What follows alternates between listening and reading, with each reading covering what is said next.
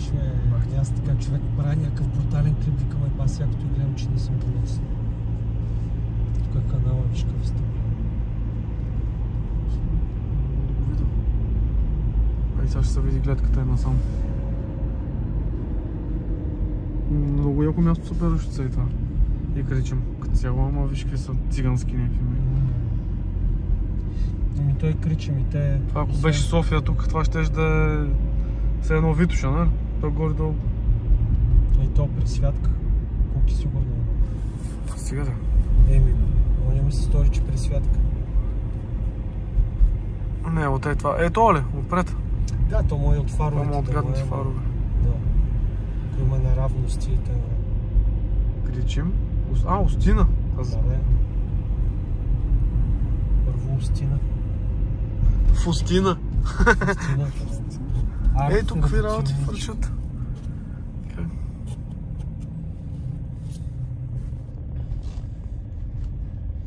Улица Никола Петков. Това е за канала в YouTube. Вече имам 400 сабскрайбъра имам вече. Верно ли? Какво качваш? Всякакви работи. Иначе има и водопад тук, знаеш ли го? Не. Устинския водопад. Той е една много тясна, гадна уличка, направо поводявам такива улички, като не чувам. Защото той е само за една кола. Не знам как се ходи. Не, сега ще ти покажа. Е, тук съм ходил преди на разходка. Много яки планини има една. Гледай каква гърба вълна, като могила. Да. Това чак е много странно. Сега ще ми замириш на пушък. А сега е центъра. Виж колко дървет са отрязали. Те са, това са старо отрязани. Да, не са насяли нови. Няма нови.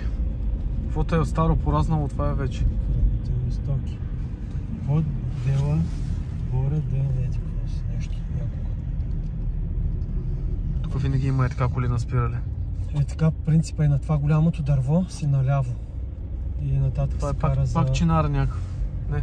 Нещо си. О, това тварят беше на пътя дървото. Виж как е като на пътя.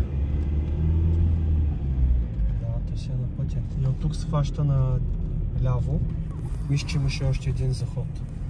Но от тук съм фащал нагоре за водопада. Ма се върви с кола.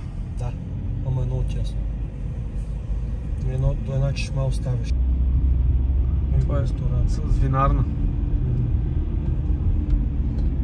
Колкото съм изпръмчал едно време. Точно този път надолу. С вишето.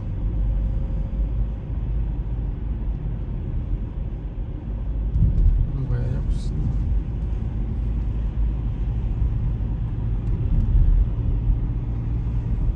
О, стадиона.